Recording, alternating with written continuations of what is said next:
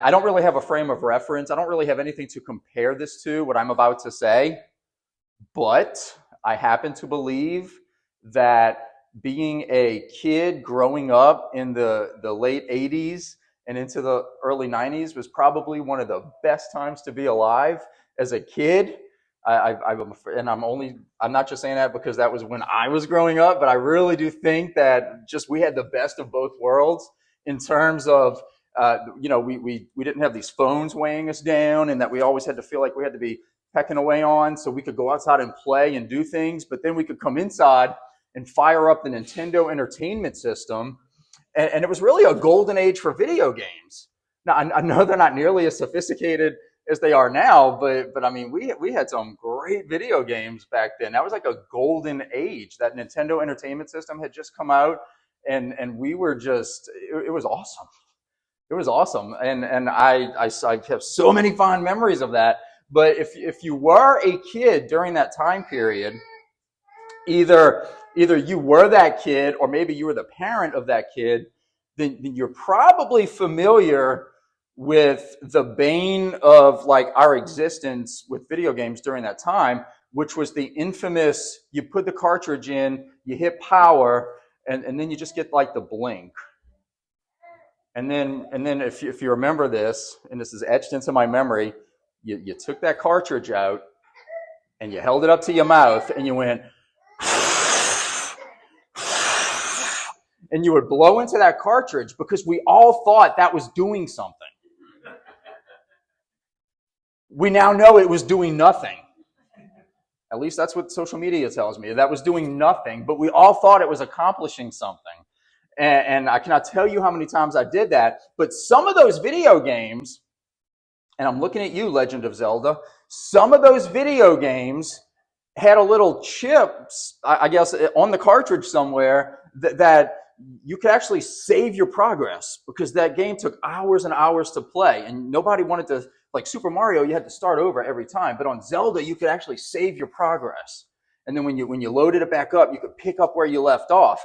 And some of those games, like Zelda, man, when that happened and you had to blow in that cartridge and you had to put it back in, there was about a 40% chance that when you hit power, your game was gone. Like all your progress was gone. The only option was to start a new game. And you realize, I just lost all of my progress. I just lost everything I did. Man, I had the magic sword. I had the silver arrow. I was getting ready to go fight Ganon. If you know, you know. And it's gone. It's all gone. I'm starting over. And that was horrible. That was a horrible feeling as a kid. That was a tragedy. Now, imagine playing a game like that. Imagine I'm playing that game now.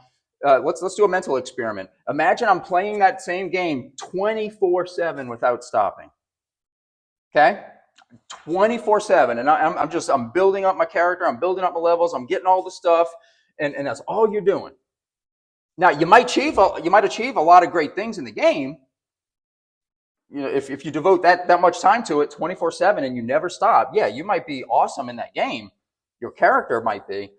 But what's going to happen to your real body here in this world if that's all you're doing 24/7 is playing that game? What's going to happen to your real body sitting on that sofa? Well, for one thing, you're going to start to atrophy, right? From never getting up, never doing anything. You're going to just sit there and waste away. You're going to become malnourished because you're probably not eating anything or doing what you should. Because remember, you're playing the game 24/7 without stopping. So you're going to get malnourished. You're going to atrophy. You might even get sick. Eventually, you're going to start to smell funny. You know, it's going to be this whole situation. But the worst part is all of your achievements, all these things you're accumulating, are in a world that doesn't really exist. It's nowhere. It doesn't exist. It just doesn't. And you've achieved nothing during that same time frame in the world that does exist. You see the difference? And so then what happens if that's you? Then what happens when you press power and your game gets erased and you have to start over or come back and live in this world? You come back into this world and you have absolutely nothing to show for yourself for all of that time that you were spending building up that character in that game. And when you think of it that way, it seems kind of silly that somebody would actually do something like that. But do you realize that for those of us who follow Jesus, one day we're going to be in eternity with him, and we're going to look back at this world. We're going to look back at how we conducted ourselves in this world and what we did here in this world. We're going to look back and we're going to feel the exact same way about this world that we all feel right now about that Zelda game that I'm talking about. We're going to look back at what we were doing in this world with that exact same feeling, but actually possibly even worse. Possibly even worse. Because one day, this is actually what's going to happen. One day, this game is going to get erased. This game is going to get erased. And a whole lot of people are going to find out, that all the things that they spent their time chasing, all the effort they put into, the areas where they invested their time, the achievements that they spent all their time that they thought were so important, the status that they fought to attain, it's all going to get erased when the game resets. It's just gone. It's gone.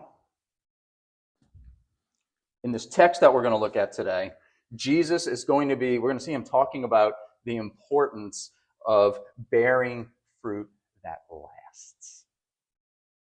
Fruit that doesn't go away when the game resets. That's what Jesus is talking about today. And he's going to tell us the most important thing that needs to be in our life in order to make that possible. This thing that if we don't have it, we will never bear that kind of fruit. We will never bear the kind of fruit that lasts. And it's this, that we abide in him. That's it. That's what he's going to say is the number one prerequisite, without which you cannot do that. You cannot bear that kind of fruit. And so the formula goes like this. Abide much, abound much. Abide little, wither much. That's the mathematical formula I'm giving you. It's straight out the math book. Abide much, abound much. Abide little, wither much. But before we flip to John 15, I'm going to pull a little switcheroo on you. Let's flip to Isaiah chapter 5. Let's go to Isaiah chapter 5. We're going to look at, in a minute, we're going to look at three truths about the branches in Jesus. First, I want to look at two truths about vines. This will all make sense in a second. Isaiah chapter 5, verses 1 through 7. Says, "Let me sing for my beloved, my love song concerning his vineyard. My beloved had a vineyard on a very fertile hill. He dug it and cleared it of stones and planted it with choice vines. He built a watchtower in the midst of it and hewed out a wine vat in it. And he looked for it to yield grapes, but it yielded wild grapes. And now, O inhabitants of Jerusalem and men of Judah, judge between me and my vineyard. What more was there to do for my vineyard that I have not done in it? When I looked for it to yield grapes, why did it yield wild grapes? And now I will tell you what I will do to my vineyard. I will remove its hedge, and it shall be devoured. I will break down its wall, and it shall be trampled down. I will make it a waste. It shall not be pruned or hoed, and briars and thorns shall grow up. I will also command the clouds that they rain no rain upon it. For the vineyard, listen here. For the vineyard of the Lord of hosts is the house of Israel, and the men of Judah are his pleasant planting. And he looked for justice, but behold, bloodshed. For righteousness, but behold, an outcry." So the reason I wanted to start there, the reason I wanted to start there, and the first truth I want to share with you is that Israel was a wild vine. Israel was a wild vine. And I started here. We'll get to John 15 in a second. I started here because there is a clear connection between this passage and John chapter 15 that we're going to look at in a second. John 15 just pops a lot more and makes a lot more sense when you first understand that originally in the Old Testament, the vine was actually a metaphor for Israel. Israel was referred to as God's vine. And Isaiah in particular, like we just read, he talks about how God took this vine and cared for it. And he took the seeds, he planted the seeds, he transplanted it from the nation of Egypt, and he planted it in the land of Israel. He watered it, he tended to it, he sent leaders and prophets to help take care of it. This is a common metaphor, and that's what Isaiah is talking about. But what we know from history, we know from the Old Testament, we know if you know your Bible, is that time and time and time again, they refused to be tended to. They bucked up against it. They bucked up against God. They rejected the prophets. They killed most of the prophets because they wanted to live how they wanted to live. And they wanted to do what they wanted to do. And they didn't want God tending to them. Basically, they wanted the best of both worlds. They wanted to live their lives. They wanted the freedom to live their lives the way that they wanted and do the things they do. But then they still wanted God's protection when things went bad. Maybe that sounds a little bit like cultural Christianity today. But that's what they were looking for. Just let us live how we want to live. But if things get bad enough, then we want God's protection. And so this image of Israel as a vine, this image that they're a vine, it's a common motif that we see all throughout the Old Testament. Isaiah talks about it maybe the most vividly, but it's really all over. There's a bunch of places that talk about this. So this metaphor exists, and then God sends Isaiah to tell them, basically, like we just read, that they weren't a very good vine. They were supposed to be the vine, but they weren't a very good vine. They were supposed to yield grapes. They were supposed to yield these good grapes, but he says they only yielded wild grapes, which in this context basically just means bad grapes, like rotten fruit. They didn't yield anything that was actually edible or good. In fact, most of the time their fruit was pretty rotten. Go read your Old Testament. They failed time and time and time again because they just wouldn't listen. They were supposed to be God's representatives to the nations. They were supposed to reveal God to the nations. Instead, they looked at the nations and said, ooh, we want what they have. And they became more like the nations, and instead of influencing the nations influenced them. They blended right in. And so as we pick up in John chapter 15, and today we're going to read verses 1 through 16, Jesus is going to take this vivid imagery of this vine, and he's going to add a whole new dimension to it. He's going to add a whole new dimension to it. Remember how we ended last week at the end of John chapter 14. Jesus was teaching, and then at the very end, he said, rise, let us go from here. And so it's at this point, what it appears to be the case, that they've left the upper room where they've been this whole time, where they just had the Last Supper. They've left the upper room, and what seems to be the case now is they're walking. They're on their way to the Kidron Valley, where the next phase of this story is going to take place, and ultimately to the Garden of Gethsemane, where it's all going to blow up. But they're on their way now. They're on their way now. But they're not done talking. As they're going, Jesus, he's still teaching. He's still trying to give wisdom to them. And I'm sure, honestly, there's a whole lot more he'd like to say to them. I'm sure there's a lot on his mind right now. But he's got at most a few hours left before he's yanked away and betrayed. So he's going to, what he's talking about right now is like what he thinks is the most critical, essential things. And as they're walking to the Kidron Valley after leaving this room in Jerusalem, if you think about the geography of Jerusalem, they're probably passing a lot of orchards. They're probably passing a lot of walls and orchards that have vines hanging on them. orchards with these big, beautiful vines growing on them, and there's probably fruit hanging off those vines. And there's a lot of speculation, a lot of commentators and scholars suggest that Jesus, more than likely, there's a very good chance that he pointed them out as he was walking by. That when he launches into what we're about to read, they're actually looking at a vine and he's pointing to it, and he's basically like, look at this thing. He's pointing to one of these vines, and then he launches into this teaching. And what does he say? What does he say? Now let's go to John chapter 15 and read verses 1 through 16 and see what Jesus has to say about that vine. John chapter 15, verses 1 through 16. Jesus says, I am the true vine, and my Father is the vine dresser, aka gardener. Every branch in me that does not bear fruit, he takes away. And every branch that does bear fruit, he prunes, that it may bear more fruit. Already you are clean because of the word that I have spoken to you. Abide in me, and I in you. As the branch cannot bear fruit by itself unless it abides in the vine, neither can you unless you abide in me.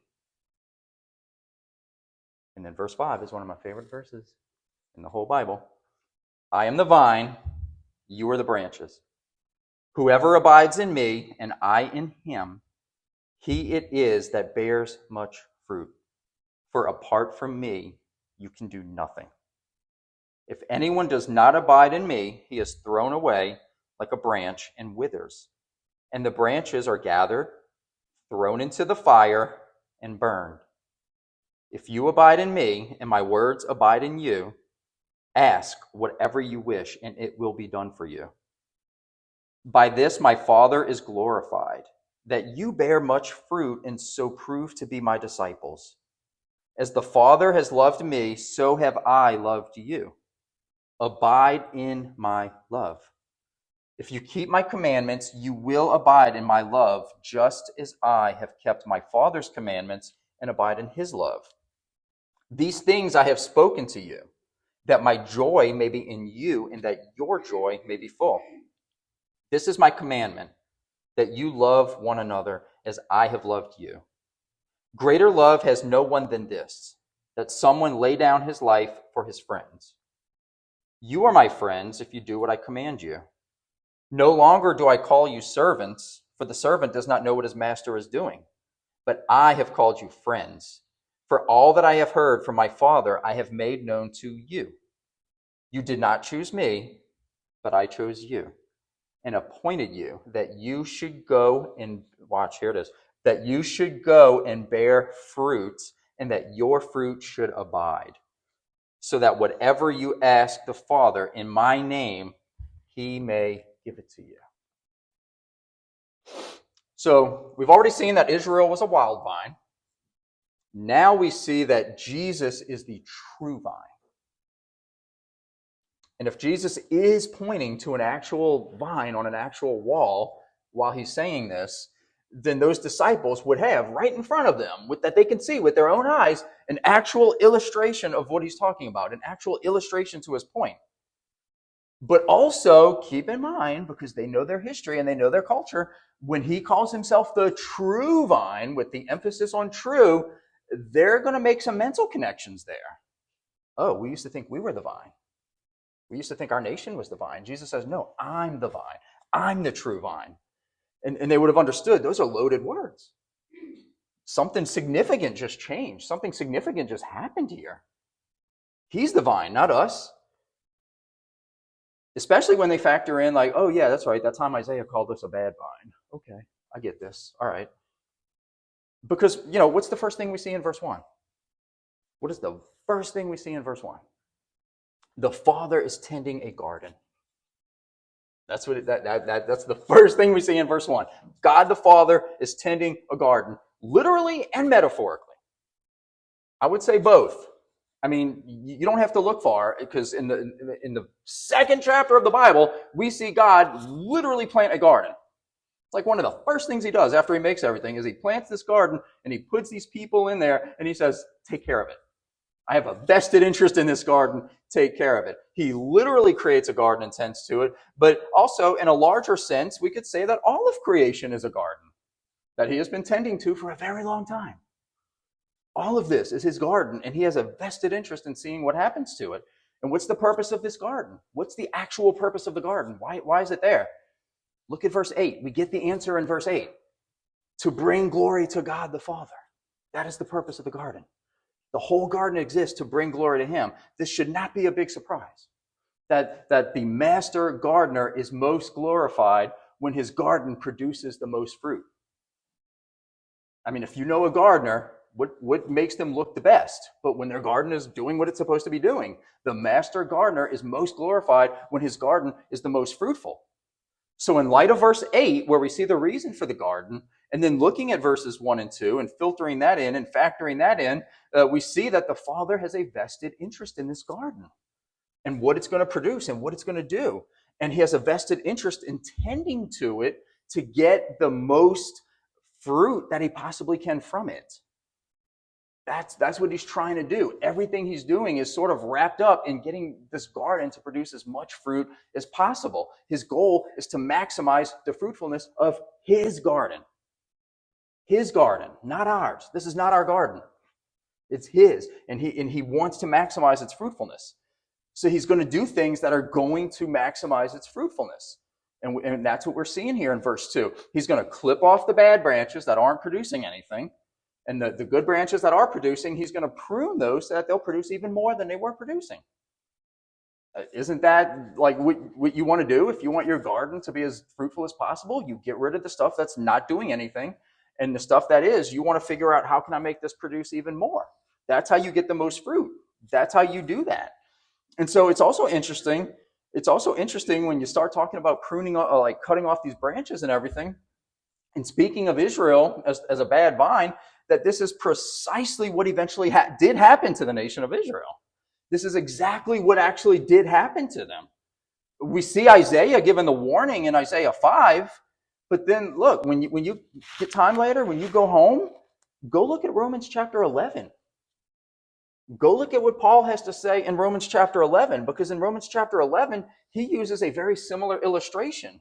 Paul actually compares the nation of Israel to branches on an olive tree. And he talks about how they were like the original branches and how God has come and he has clipped some of those branches off because they rejected the Messiah. They didn't do what they were supposed to do. And so he clipped them off. And in their place, and I love this imagery, in their place, he has grafted in new branches. And those new branches is a reference to us, the rest of the Gentiles, the rest of us who he has allowed to enter into his family. It started with Israel, and then he brought the rest of us in. And he uses the imagery of branches that have been grafted. If you know anything about grafting branches, it's fascinating. We won't get into that today, but it's very fascinating how you can take a branch from one tree and actually graft it into another tree, and it becomes a branch of that tree. Like, you can actually do this with certain kinds of trees if you know what you're doing. But he's grafted these branches in, and that's us. And so now we're on that tree. But then he goes on to say, don't get cocky about that, though. Because if he clipped the original branches off, he'll clip us off too. So he's like, don't be cocky about it. Appreciate what you've got, and keep in mind that there's a day coming when a bunch of Israel, a bunch of those people that originally rejected, are going to come around, and he's going to graft them back in. So one day it's going to be a really big tree. But the moral of the story is that Israel was a vine that failed to bear fruit. So now Jesus has come as the true vine that's going to do the job they couldn't do. He's going to do it right. And that's where we come in. That's where we come in. Because Jesus, yes, he is the vine, but who does he say are the branches on that vine? Us, his disciples. We're the branches on that vine. And he says in verse 5, you can see it right there, that our primary job as those branches is to, verse 5 and verse 8 actually, our primary job as those branches is to bear how much fruit? Much fruit. Much fruit. Much fruit that will glorify God the Father. That's our job as the branches. Next week, we'll get more into what that fruit is. This is a 2-part sermon, by the way. Next week, we'll get more into like what that fruit is. But in a nutshell, let me just say it like this.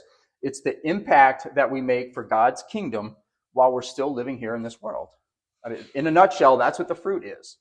The fruit that will bear an impact on the kingdom, but we're doing it here.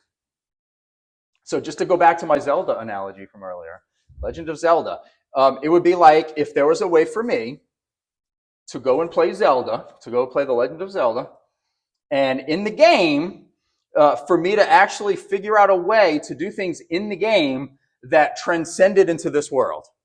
You know, like if I'm playing the game and in the game I open a treasure chest and get all these gold coins, and then I log off and all of a sudden there's like all this extra money in my bank account in real life. You know, like we do things in the game that all that transcend into the real world.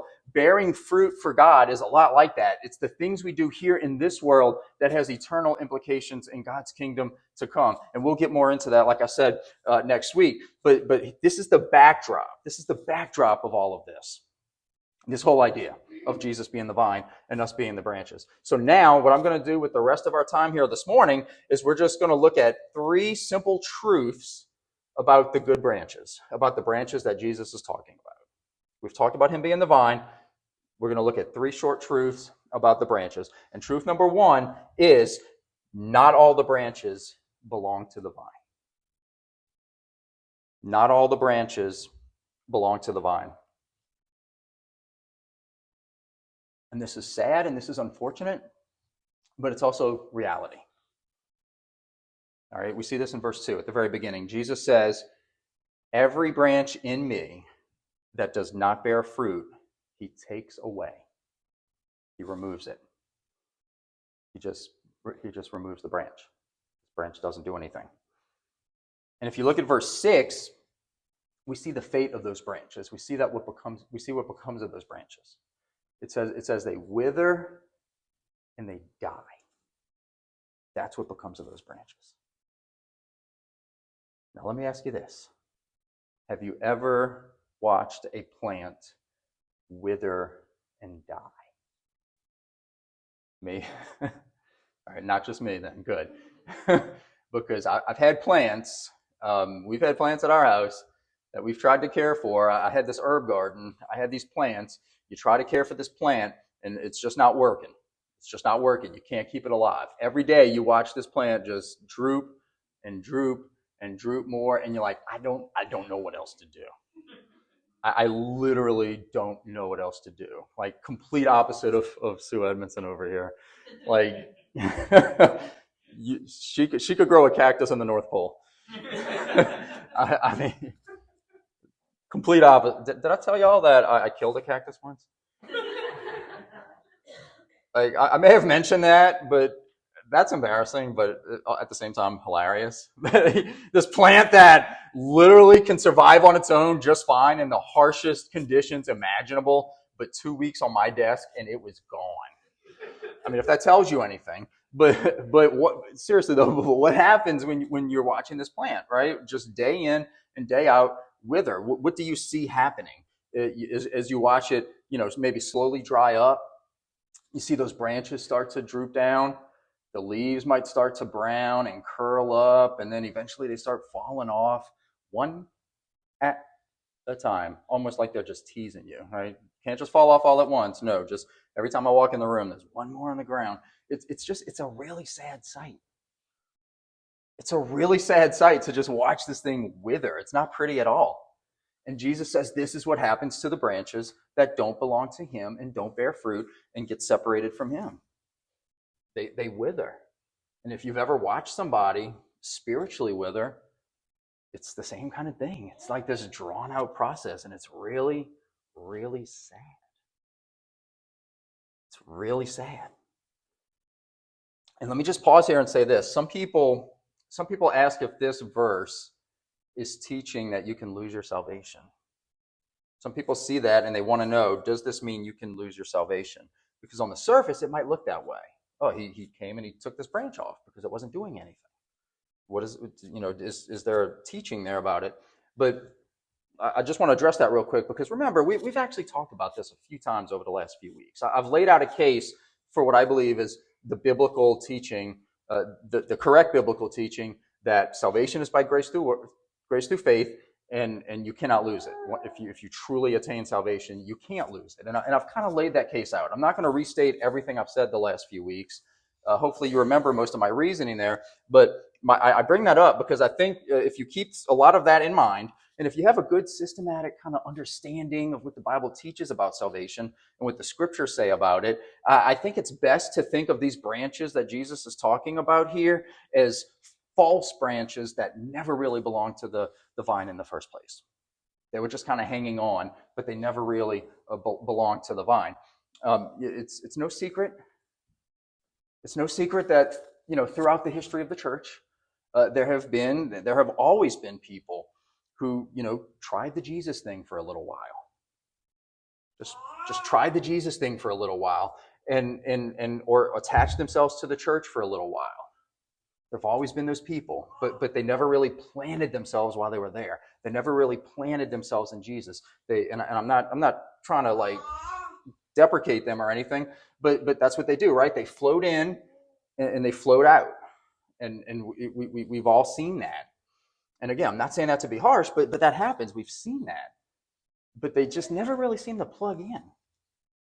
And let's also not forget. Let's keep in mind that Jesus is. Remember, I told you this. This whole thing is one conversation from John chapter 14 to John chapter 16. This is one long conversation. For them, it's been like maybe 20 minutes since Judas got up from that table and said, "See y'all later. I got somewhere to be." And he went out into the night to betray Jesus. Judas Iscariot. It's been only minutes since he did this. Judas is the primo example of a false branch sticking close to Jesus for a time and then flipped off. He was with them, he was among them, but he was never really of them. He's a primo example of this. And in fact, we see in this very passage, the very passage I'm reading right now, we see repeated references to the fact that those who do truly belong to Jesus and who do truly abide in him, they will bear fruit. We see it here. It's a if A, then B kind of situation. And he made that point in this very passage, that you will bear fruit. But he's also been making statements like this whole time. As we've been walking, how many passages have we seen as we've been in this series where he says things like that? You will do the works of my Father. You will obey my commands. You will do this if you obey me. John 6:37, we looked at a few weeks ago. Jesus said, "All those the Father gives me will come to me, and whoever comes to me, I will never drive away." So we have this guarantee that those who do truly belong to Jesus, they have nothing to fear. And so what I think we're talking about here really is false branches that didn't really belong in the first place. Romans chapter 8. Romans chapter 8. The first time I read this, my mind just went crazy with the implications. Paul says towards the end of Romans chapter 8, "Who shall separate us from the love of Christ? Shall tribulation or distress or persecution or famine or nakedness or danger or sword? No, in all these things we are more than conquerors through him who loved us. For I am sure that neither death nor life, nor angels nor rulers, nor things present, nor things to come, nor powers, nor height, nor depth, nor anything else in all creation will be able to separate us from the love of God in Christ Jesus our Lord." Oh man, I cannot even express to you what came over me the first time I read that in my Bible as a baby believer way back in the day. Nothing. I mean, did he leave anything out? Did he leave anything out? The logical conclusion to me is that the branches that do not bear fruit never belong there in the first place. And eventually, God sorts it out. That's the gist of it. And these are the ones that get removed. So then what about the other branches? What about the others, the genuine branches? Our second truth is that the branches that do belong need constant pruning.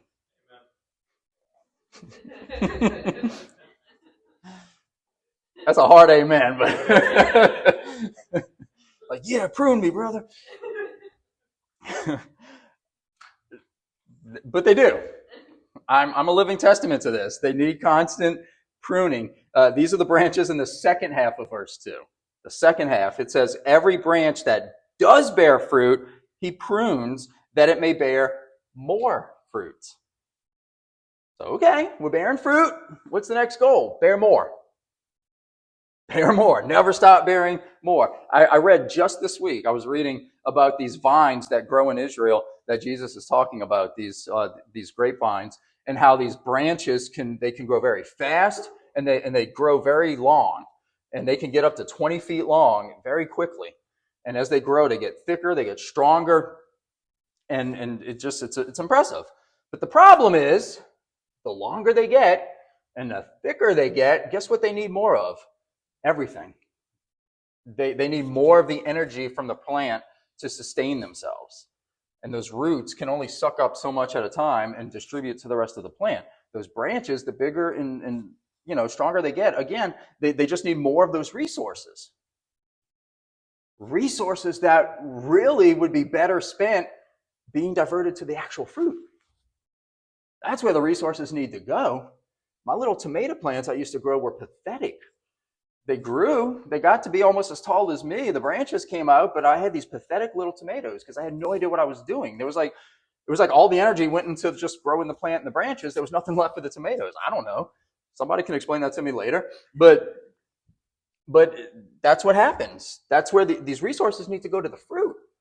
And so somebody that actually knows what they're doing, not me, but somebody that knows what they're doing, a master gardener, a master vine dresser, like God the Father, they know where to, they pick up those pruning shears and they know where to clip. They know where to clip those branches and trim those branches so that the resources can be diverted back to the actual fruit and the fruit can grow. And they know how to make cuts strategically in the plant to make that happen. And you know what? That can be very unpleasant. That can be very unpleasant. And just let me, if you're that branch, that can be very unpleasant when the spiritual pruning shears come into your life. But let me be clear about this too. This means more than just giving up sin, by the way. Don't hear pruning and think sin. It includes that, but it's so much more than that. Giving up sin is non-negotiable. We should be doing that anyway.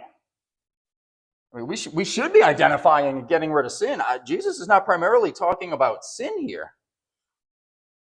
For the Father to prune us and prune our lives means that he's liable to trim away anything in our lives, good or bad. Anything that's keeping us from bearing fruit or that's going to prevent us from bearing fruit. It doesn't have to be a sin. It could be something that under other circumstances is perfectly fine.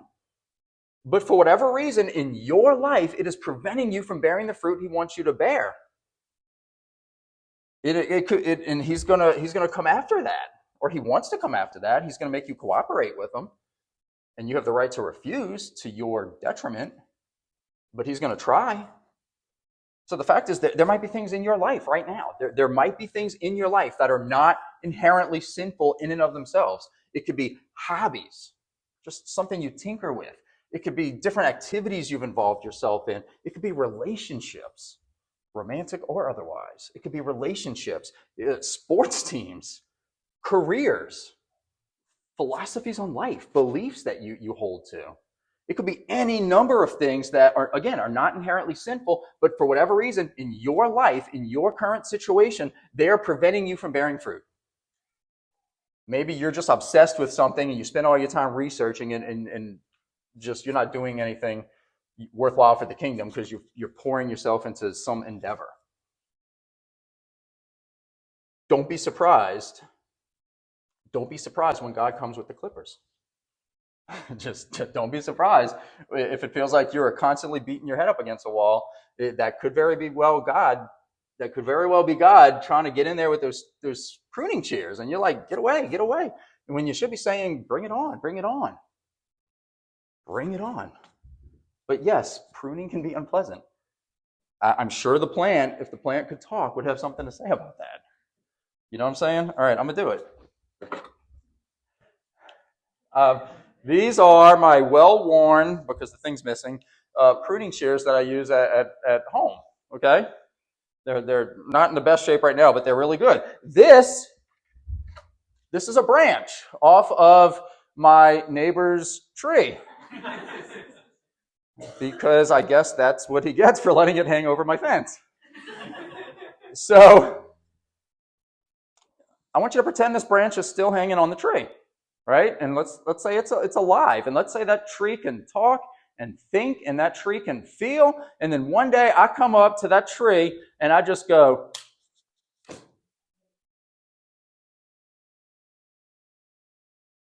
what do you think that tree is going to say? Ouch, right? That was my finger, or that was my toe, or something. The tree's not going to like that very much. He's going to say, that was my branch, man. Look at the stuff hanging off of it. The tree's not going to like that. No tree is going to enjoy that. Keep cutting me. It's not going to happen. But my point is that pruning, I'll get that later. Pruning by its very nature is often uncomfortable and painful. When God is trying to prune something, it generally doesn't feel very good. Problem is, we want to buck up against anything that doesn't feel good, and we think it's bad for us. No, sometimes it's very, very good for us. But the question we inevitably need to ask is, do we trust the gardener? Do we trust that he knows what he's doing? Do we trust that he knows right where to put those pruning shears and clip? Because if you do, you'll welcome it when he comes clipping. I've always been something of a movie buff. I always prided myself in knowing all the movie quotes, and we may or may not have a game in my house right now about figuring out what I say that's actually a movie quote and what's not. It's amazing how I can work movie quotes into any given situation. But I used to come home and, we'd eat dinner and stuff, and I'd go put on a movie. I'd go watch a TV show in the bedroom or something, or on the computer, and I spent a lot of time and a lot of hours watching these movies and watching shows, and I knew all the current shows, and I knew, I kept up with all of that. I kept up with all of it. And let me just say, there's nothing inherently wrong with watching movies, right? Unless it's a movie with a lot of inappropriate content. That's a different sermon. But there's nothing inherently wrong with watching a movie. But it is very time-consuming, I'll say that. But guess what? I'm a bivocational pastor now. God called me into a particular season of life and a particular ministry. I'm a bivocational pastor now, which means, guess what? I get to work a 40-hour-a-week job. I get to work that job, and then everything I do, like for this church and for this job, this comes out of all the other time. After the 40-hour-a-week job, this all comes out of that, out of the remainder. And that really doesn't leave a lot of time for movies and TV shows. My evenings are spent otherwise now. I do other things. And if I'm being honest, I am completely fine with that. I am completely fine that I'll spend my evening sermon prepping instead of watching some silly movie. I really am. Because I'll tell you something else, is that as God was pruning me, as he was trying to prune that stuff away, and as I leaned into that and embraced that, somewhere along the way, my desires changed. What I care about started changing. And with that, my perspective changed. My perspective, on the one hand, watching movies just isn't as important to me as it used to be. I don't care as much anymore. I might treat myself when Masters of the Universe comes out. I might treat myself. I might make an exception for Masters of the 80s kid, remember?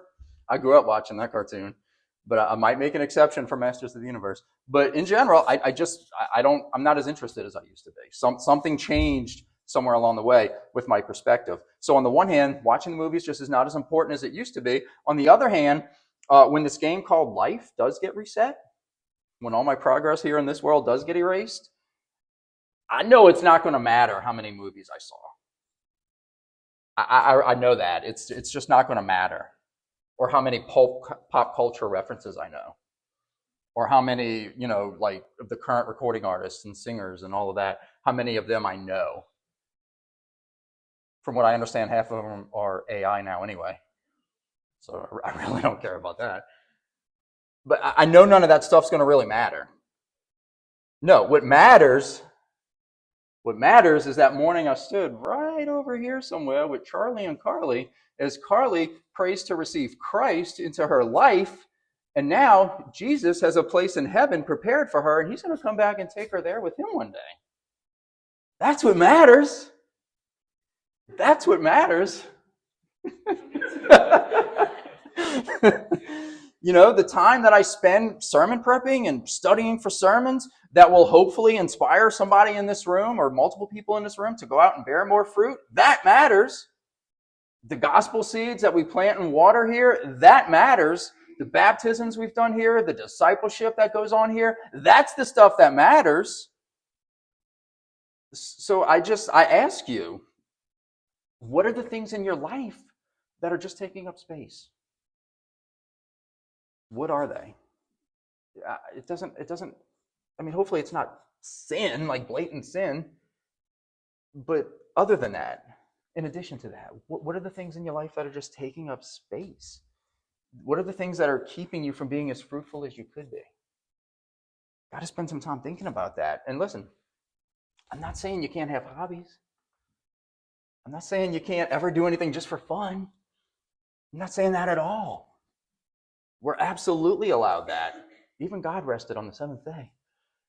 We're completely, that's not what I'm suggesting at all. What I am suggesting is that we're not the ones ultimately who are in charge in that department. Yes, we can do that stuff, but ultimately it's up to God. We should put that decision in his hands. I'm not suggesting that anything you do that's fun, he's going to come clip it away. But what I'm saying is you need to be willing to put it all out there and let him decide what gets clipped and what doesn't. Because that is how you're going to ultimately be fruitful. That's how that's going to happen. And so I'll just say this, one of the scariest, but ultimately most rewarding prayers you can ever pray when you go home today is, Father, prune me. Prune my life. Take whatever you need to take. Leave whatever you choose to leave. That's going to steer me into more and more fruitfulness and more faithfulness. That is a dangerous prayer, but it's a rewarding prayer. Just take what you will and let him make the decision. And that leads directly into my third truth. And it's a short one because it's also my hook to next week's sermon. But here it is. We can't bear fruit unless we abide in Jesus. We can't bear the kind of fruit I'm talking about. In verse 4, Jesus says that the branch cannot bear fruit by itself. It just can't do it. It has to be connected to the vine. And so he makes the point, neither can we bear fruit apart from him. And then in verse 5, he doubles down. Verse 5, he says that apart from him, we can do nothing.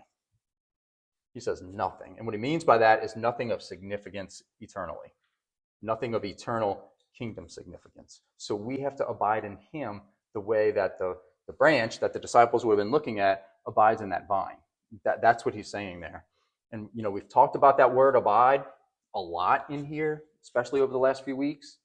That word abide, we've discussed it over and over again. That means to remain, to stay connected, to dwell, to reside. It's this intimate connection between us and Jesus where we plant ourselves in him. And the way that we plant ourselves in him is by coming to faith and proclaiming faith in him, but then we remain in him by drawing spiritual life from him the way the vines on that plant draw, the way the branches on that vine draw life from that vine. That's the significance of that illustration. Next week, we're going to go into more detail on what that means exactly. Next week, what that looks like. If today's sermon was like the need to abide, then the next week's going to be how to abide and what that actually looks like. And also, I'm going to tie in what all of this has to do with the Holy Spirit. Because remember, I told you we're in Holy Spirit country now, from John 14 to John 16, and we haven't said his name once, but he's actually all over this passage. We're going to put that ribbon on next week as well. We'll get there too. Now, the main thing I hope you leave here with today is a firm conviction that we cannot do this on our own.